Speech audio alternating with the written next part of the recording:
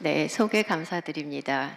오늘 이렇게 좋은 날씨에 제가 제주도에 와서 이렇게 정말 영광스러운 자리에서 발표를 할 수 있는 기회를 주신 우리 제주대학교 여러분과 그 발달장애 지원센터 여러분께 감사드립니다. 제가 오늘 말씀드릴 내용은 발달 지원 영유와 양육자를 위한 케어기버 스킬스 트레이닝입니다. 발달장애 임상을 하다 보면 사실은 이 세 가지 영역에 대해서 가장 많이 신경을 쓰게 되는 것 같습니다. 언어 발달, 또 사회성, 그다음에 문제 행동 이렇게 많은 영향을 받는 이런 부분이 가장 많이 저희가 신경을 쓰는데요. 사실은 이제 제가 어떤 책보다도 항상 오늘 저희가 어제 여기서도 많은 어머님들의 경험담을 들었는데 항상 너무 존경하고 제가 어떤 책보다도 부모님들께 더 많이 배우는 것 같습니다. 그래서 이제 부모님들이 저에게 주신 질문에서 이게 시작된 일인 것 같은데요. 제가 가장 많이 받는 질문은 집에서 그럼 제가 어떻게 해주어야 하나요? 선생님, 어떤 치료가 지금 이 아이에게 가장 중요한가요? 라는 질문을 가장 많이 받습니다. 그래서 이게 여러 가지 문헌들을 조사해 보면 결국 부모님들을 교육하는 데 있어서 중요한 영역이 세 가지라고 되어 있는데요.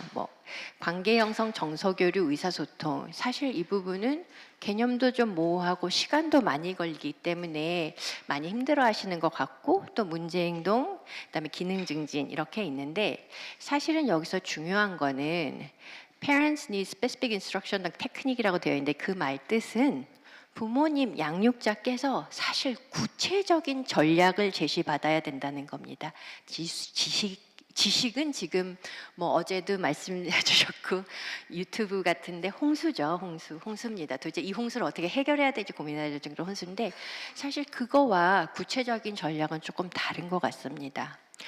예를 들어서 저희 애가 오늘 지금 운전면허증을 지금쯤 아마 시험 보고 있을 것 같습니다. 주행 시험을 보러 갔는데 유튜브 같은 거를 보면서 그 주행 그 루트를 이미지 트레이닝을 하는 거 굉장히 중요합니다.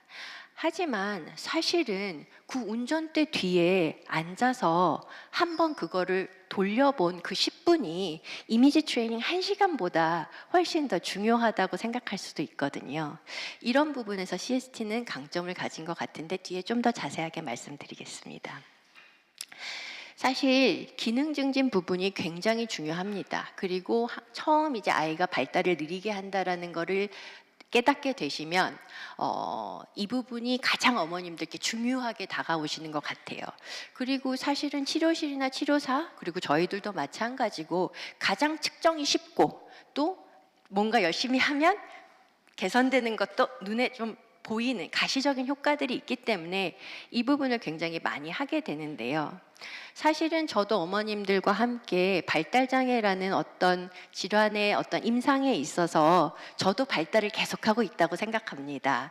사람은 죽을 때까지 배운다고 하더라고요. 근데 보시면 제가 이제 저희 선임자께서 여기 앉아 계시는데 저희가 국립정신건강센터에서 소아과장을 했고 우리 곽영숙 센터장님께서 만들어 놓으신 터전 위에서 정말 다양하고 훌륭한 치료를 해볼 수 있었고, 이 센터를 통해서 사실은 저는 만 3세의 아이들을 인테이크를 해서 그 아이가 초등학교 갈 때까지 한 4, 5년 이상을 볼 수 있는 굉장히 임상가로서는 중요한 경험들을 할 수가 있었습니다.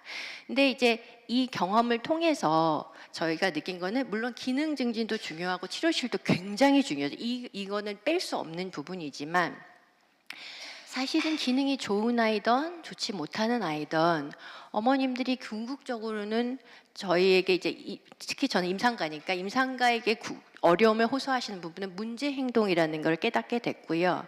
사실은 제가 이제 그래도 저도 잘 모르겠는 부분도 있고 오시는 질문들이 너무나 스페시픽하기 때문에 이걸 어떻게 해결하지 하는 차에 제가 2013년에 자타의 문제행동 치료실이라는 예산을 받게 됐습니다. 그래서 그 예산은 사실은 그땐 몰랐는데 입법하기 위한 준비 과정이었다는 걸 제가 지금에는 이제 알고 있고요. 그래서 이제 그거를 제가 그 시설을 예산을 받았기 때문에 열심히 하기 위해서 그 당시 실장님 모시고 저기 그 제일 잘한다는 존 서킨스의 센터도 다녀오고 그래서 거기서 시설도 보고 열심히 만들었습니다.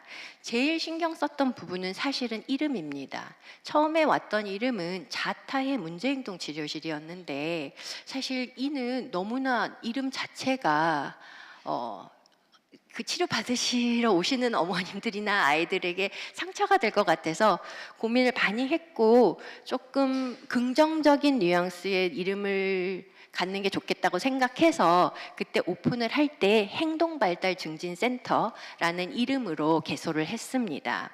그래서 개소를 하고 저희가 아직까지는 국내에 그 당시만 해도 노하우가 많지 않아서 그 당시 그 가장 이런 거를 많이 해보셨다는 선생님들 찾아다니면서 이제 문제행동 치료 가이드라인도 만들고 여러 가지 시도를 했는데 그 과정 중에서 사실은 치료사분들도 많이 다치시고 이게 소프트웨어가 굉장히 중요하다. 그러니까 하드웨어는 사실 금방 따라할 수 있는데 소프트웨어가 되게 중요하다는 걸 깨닫고 당시에 이제 우리 저기 여기 NDC 선생님이 그 어티즘 스픽스 지금 회장이실걸요 아마.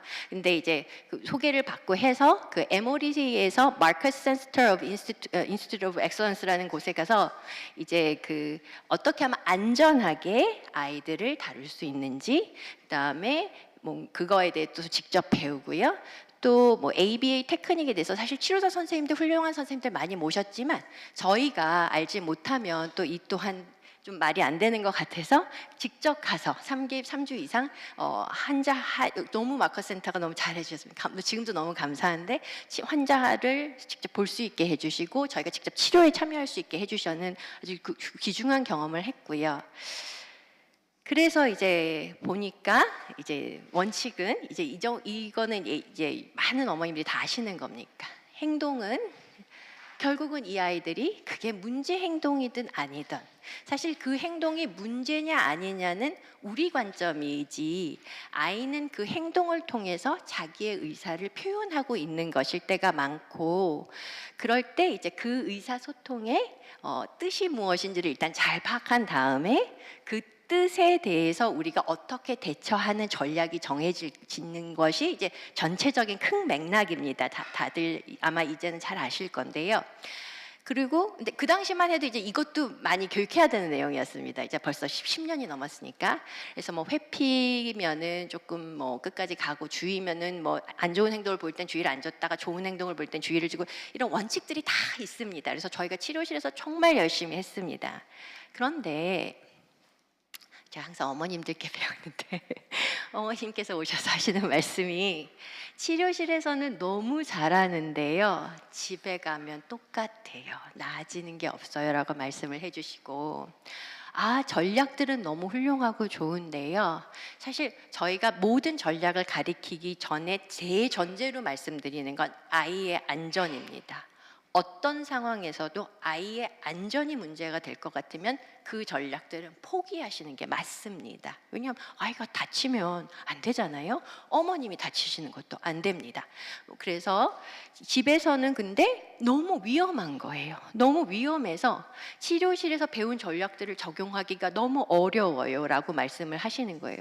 그렇기 때문에 어떤 기법을 도입을 이제 뭐 막 많이 배우셨어요.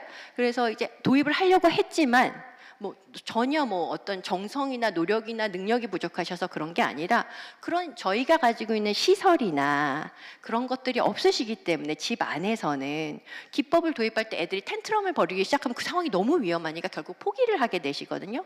근데 그렇게 되면 사실은 그 아이는 그 행동을 통해서 엄마를 포기실 수 있다는 거를 또 한 번 배우게 되는 겁니다.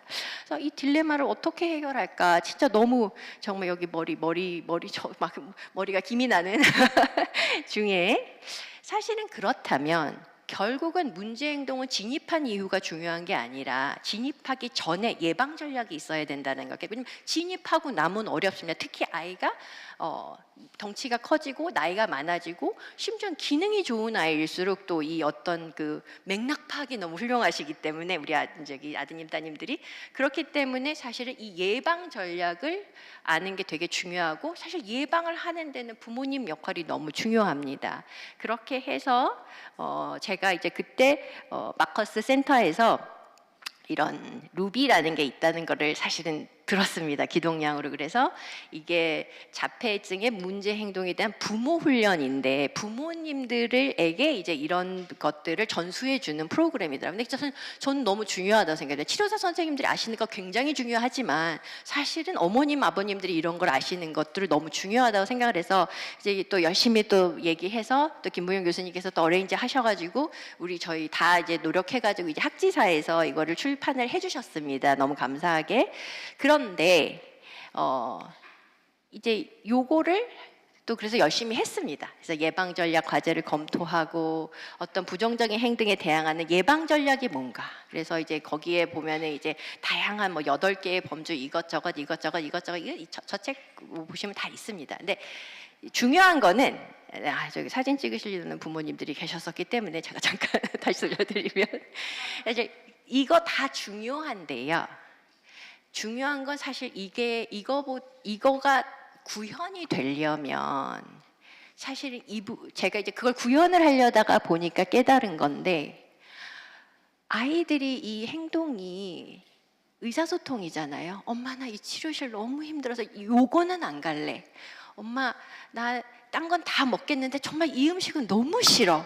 뭐라든지 아니면은 양치 3분은 너무 과한 것 같아. 저는 30초만 할게요. 막 이런 어떤 의사소통의 한 방법인데 그거를 어떻게 하면 긍정적인 의사소통으로 전환을 해주냐가 핵심이더라고요. 사실 이 내용들 아이가 진짜 전달하고 싶을 수 있잖아요. 그리고 근데 그 행동이 너무 위험해지거나 그 어머님이나 아버님들이 돌보시 너무 힘들어지면 이제 그게 그때 문제 행동이 되는 거거든요. 그래서 그때 이제 제가 그 자폐인 사랑 협회에서 제가 그 당시까지도 국립에 있었는데 그 우리 김용직 회장님께서 이런 거를 조금 해보는 게 어떻겠냐는 의견을 주셨고 사실은 저도 이제 사실 이게 뭔지를 모르고 시작을 했는데 그 당시에 제가 느끼기에도 부모 교육은 지금 너무 중요하고 사실은 이제 부모 교육은 제가 많이 해봤는데요. 이게 지금 무슨 내용이냐 하면은 영어로 되어 있는데 사실은 부모 교육과 부모의 트레이닝이 차이가 조금 있는데 부모의 교육은 조금 1대1 이렇게 일방적으로 제가 지금 하고 있는 게 대표적으로 교육이지요. 근데 그거 말고 트레이닝 실제 왔다 갔다 하는 트레이닝이 사실은 효과가 훨씬 더 좋다라는 이 에비던스를 제가 봤습니다. 이게 이제 그 루비를 그 퍼블리시 하신 분의 그가 그 일저자시던데 그래서 제가 이걸 보고 그러면 사실 의사소통을 증진시키기 위해서는 어린 원령의 아이들은 놀이를 통할 수밖에 없습니다. 아이에게 그 특히 학령 전기 아이들 같은 경우는 사실 우리 아이들은 학령기를 접어들어도 상당수의 아이들이 학령 전기의 인지 발달을 겪고 있기 때문에 그렇다면 학령 전기의 발달이란 건 사실은 우리가 정상 발달을 잘 생각을 해보면 학습을 통해서는 한계가 있습니다. 아이의 집중력도 일단 부족하고요. 체력도 많이 떨어지고요. 애들은 일단 좀 놀아야 합니다. 그리고 그 놀이를 통해서 많은 것이 일어나는데 그 놀이를 어떻게 하면 근데 대부분 어려워하세요. 아까 제가 제일 앞에 있는 상호작용과 의사소통 부분이 제일 힘들어하신다고 말씀을 드린 이유가 그 부분이 아이들이 혼자 노는 걸 좋아하고 자기 방식의 놀이가 있고 그 놀이를 디스럽션하는 걸 굉장히 싫어합니다. 그러면 제가 어떻게 끼어들어야 될까요? 저는 어저께 반응성 애착장애 얘기가 나왔었는데 그 반응성 애착장애 내용은 사실은 정상 발달 하는 아이들은 엄마가 피곤해도 엄마가 쉬는 걸 허락하지 않습니다. 나랑 놀아. 이 대전제하에 엄마를 계속 가서 놀도록 요구하거든요.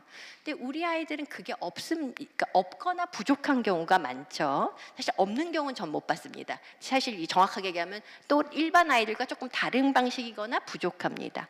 그랬을 때에 이제 부모님이 그거 놀이에 끼어들고 같이 해주는 게 사실 어려울 수밖에 없습니다. 이거는 치료사들도 어려운 일이기 때문에 그럼 이거를 어떻게 부모님이 하실 수 있도록 도와드릴 수 있을 것인가에 대한 솔루션이 들어있는 치료라는 것을 제가 깨닫고 되게 열심히 하게 됐습니다. 그래서 근데 루비 안에도 이게 있어요. 이게 뭐 CST에서 뭐 이렇게 만든 게 아니에요. 이거는 정말 다양한 치료를 이제 어머님들이 이해하실 수 있는 수준으로 잘 포장하고 조금 더 쉽고 짧게 전달할 수 있게 한 거거든요. 그래서 어떻게 하면 아이에게 장난감에 관심을 유지하게 하고 그 놀이를 어떻게 하면 아이가 좋아하는 놀이를 어떻게 하면 조금 더 확장시켜주고 그리고 그거를 어떻게 하면 엄마가 끼어들 수 있는지에 대한 이제 그 전략들이 있는데 사실은 그 전략들을 그냥 제시만 하는 게 아니라 굉장히 자세하게 하실 수 있을 때까지 조금 트레이닝을 하는 그런 프로그램이라고 보시면 될 것 같습니다. 그래서 목표는 커뮤니티 기반 서비스와 협업하고 네트워크를 통해서 근거 기반 중재 패키지, 자원이 부족한 환경 내 정신건강에 대한 배려 확대를 위해서 처음에는 만들어졌습니다. 이거를 만든 거는 WHO랑 오티즘 스픽스가 만들었고요. 사실은 이 만드는 시작은 갭을 메운다.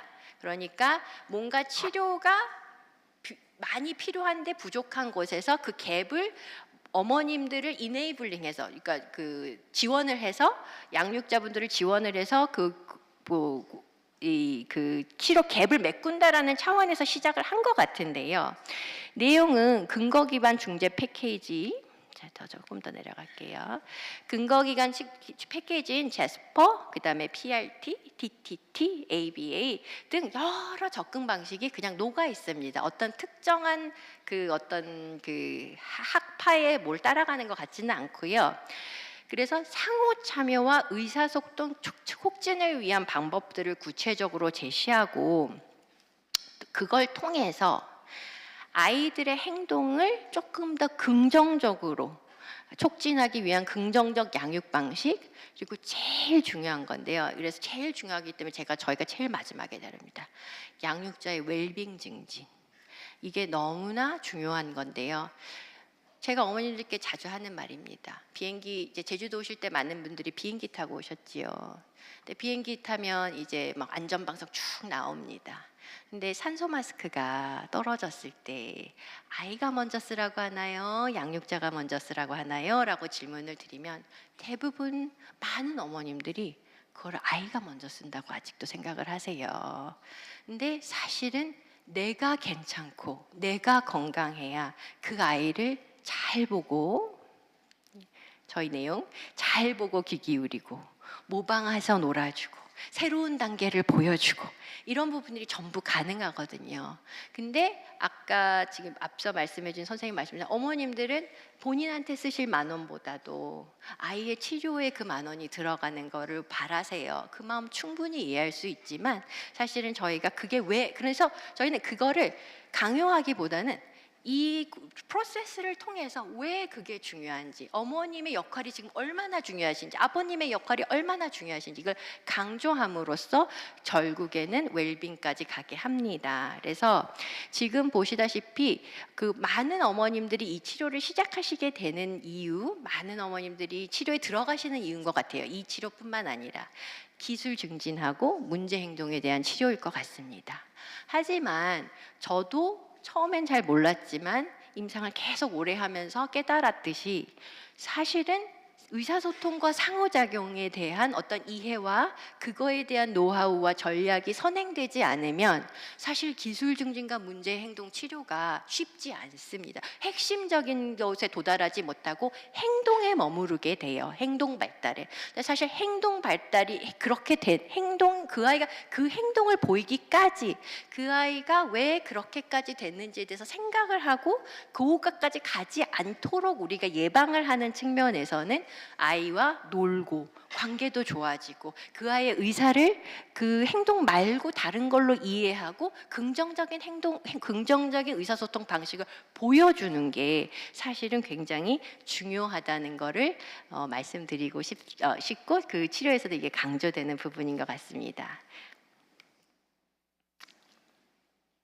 그래서 저희는 대개는 이제 전문가들이 실시를 하고 있습니다. 물론 이거를 개발할 때에는 굉장히 치료자가 부족한 국가에서도 할 수 있도록 하기 위해서 비전문가도 할 수 있게 국가에 따라서는 되는데, 사실 대부분의 선진국에서는 부모님이랑 아이 치료 경험이 꽤 많은 치료자를 요구를 하는데, 그 이유에 대해서도 조금 말씀드릴까 합니다.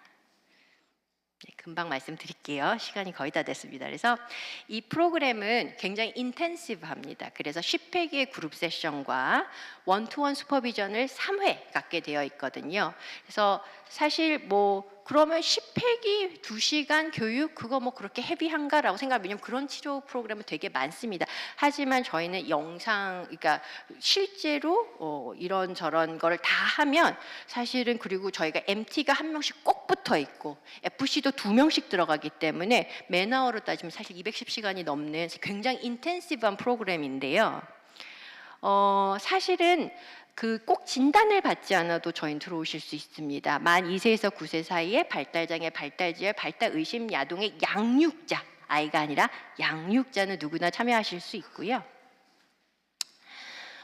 지금 보시다시피 가정 방문을 3회 하게 돼 있습니다. 그래서 제일 처음에 어머니 사정이 어떠신지, 지금 여러 가지 그런 거에 대해서 다 미리 프리하게 보고, 그 다음에 제일 중요한 아동 참여 유지, 놀이 루틴, 가정 루틴, 의사소통 촉진 이런 걸 쭉 하고, 사실 이게 너무 중요하기 때문에 그 뒤에 가정 방문을 또 1대1로 합니다.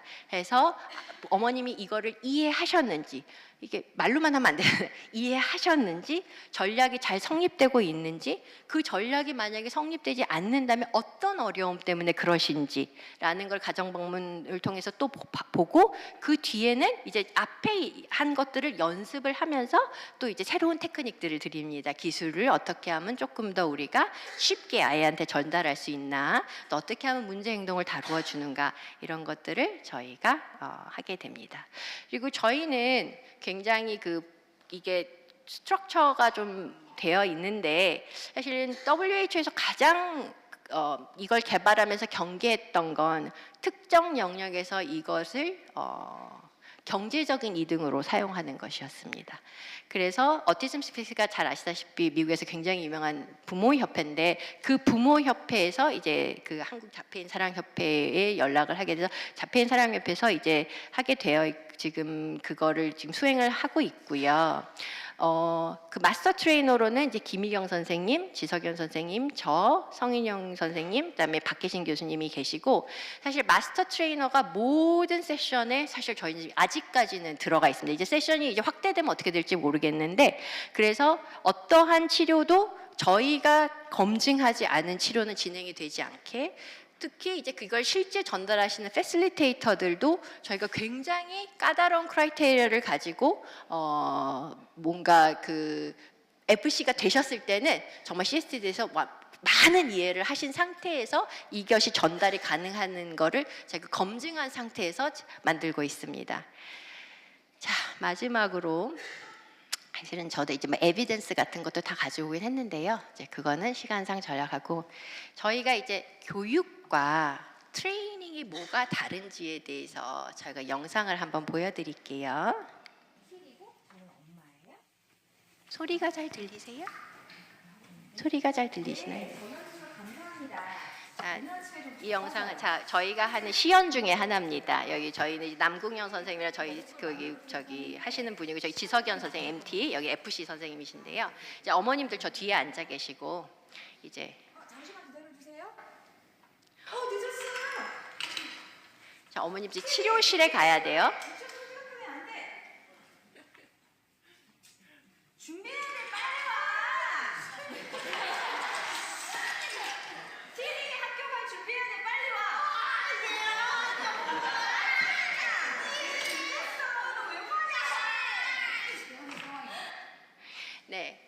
지금 이거는 사실 발달장애뿐만 아니라 모든 집안에서 어린 아이를 키우는 집에서 있는 일이다. 어머님이 전화 받고 계시다가 치료실 가는 시간이가 깜빡하셨어요. 그래서 이제 이제 나가야 되는 그 시점에 전화를 이제 깨달으셨어요. 늦었다.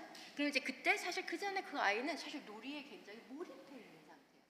그랬는데 이제 갑자기 이제 가자 그러시니까 아이는 당연히 싫어 안 해 나 더 놀 거야 이런 메시지를 어머니한테 전달한 것 같고요. 그래서 그게 이제 프리 버전이면 사실 그렇다면 우리가 실제 어떻게 했었어야 되느냐에 대한 시연입니다. 청소가 되게 힘든 일이기 때문에 내가 지금 놀고 있지 않은 다른 물건 몇 개는 조금 치워놓을게요. 그래서 장난감 중에 일부 몇 개는 미리 다 치워놓고, 왜냐면 아이 놀이를 최대한 덜 방해해야 되기 때문에. 그리고 또 아이한테도 이제 이런 것들이 메시지를 주는 거죠. 이게 놀이가 끝날 건가? 약간 그렇죠? 네. 그리고 이미 늦었어요. 우리 늦었는데 그래도 침착을 유지하고 이제 제가 침착한 상태를 두고 이 아이한테 정리할 시간을 주는 게 굉장히 중요하다라고 생각을 해서 미리 알려주기로 했어요. 그래서 아이 앞으로 가서 제가 눈을 맞추고 키리. 근데 보시다시피 지금 남궁영 선생님이 손에 책 들고 계시죠. 사실은 저희가 피델리티가 너무 중요해요. A라는 치료자가 전달하는 거와 B라는 치료자가 전달하는 게 되게 같은 게 되게 중요하거든요. 그래서 사실은 저기에다 스크립트가 있습니다. 그래서 그 스크립트대로 제공하시도록, 물론 그 스크립트가 또 그렇다고 뭐 100% 그렇게 해야 되는 건 아니지만 저희가 좀 부탁을 드립니다. 예, 그리고 그거를 저희가 뒤에서 모니터링 하는 것 같아요. 키리, 우리 이제 1분 남았다. 이제 나갈 거야. 싫어. 그래서 아이에게 여러 번 반복해서 지금 가야 되는 거라는 걸 여러 가지 언어적, 비언어적 의사소통을 통해서 알려줍니다. 5, 4, 3, 2, 1, 땡! 우리 이제 이거 치울 시간이야. 그리고 이게 네, 시간상 여기까지 하겠습니다. 마지막으로 이제 말씀드리고 싶은 거는 사실 저희가 불행 중 다행, 다행 중 불행, 정말 코로나가 근데 중간에 확 들어와 버렸습니다. 그래서 저희가 대면 치료를 할 수가 없게 됐습니다. 그래서 저희가 시작을 조금 쉬다가 이거는 너무 중요한 일이어서 그냥 쉬는 건 안 되겠다 해서 사실은 지금은 비대면 플랫폼으로 바꿔놨습니다. 그래서 근데 사실 비대면 플랫폼으로 바꿔놨더니 너무 좋은 점은 실제 우리나라 안에서도 서울특별시 일부 영역 말고는 사실 치료실 가시려면 2시간씩 운전하셔야 되거든요.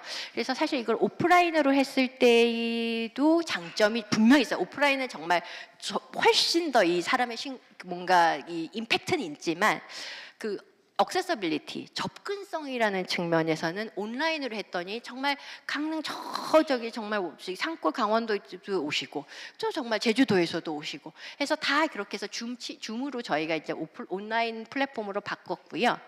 오프라인도 물론 진행하고 있습니다. 특히 국립정신건강센터에서 지금 오프라인으로 진행을 하고 있는데 그렇게 해서 양방향으로 가니 훨씬 더 어머님들이 아까 말씀드린 너무 바쁘신데 그 와중에 치료실 넣어놓고 들어오셔서 교육을 받으시는 분들도 계시고 해서 굉장히 더 좋고 어머님들의 니즈에 맞다는 것을 저희가 깨달았습니다. 그래서 마지막으로 이거는 제가 그냥 에비던스를 보여드리려고 한 건데 이거는 다 끝나고요. 죄송합니다. 그래서 제가 1분이라는 시간이 있으면 제가 이거는 슬라이드로 하려고 하다가 그냥 마지막으로 하나만 어머님들의 소감 중에 하나만 읽겠습니다. 일방적으로 제공되는 강의가 아닌 긴밀하게 한 명씩 소규모로 다 같이 끌고 나가는 느낌이 컸고 그렇기 때문에 더 집중해서 참여할 수 있고 적어도 이 시간만큼은 다른 것을 다 비워놓고 몰입도가 좋았습니다. 온라인이어서 바쁜 상황에서도 이동하는 시간 없이 들을 수 있어서 좋았고 서로 소통하다 보니 집중도도 좋고 사실 서로 소통하시니까 서로 힐링도 좀 되시는 것 같아요.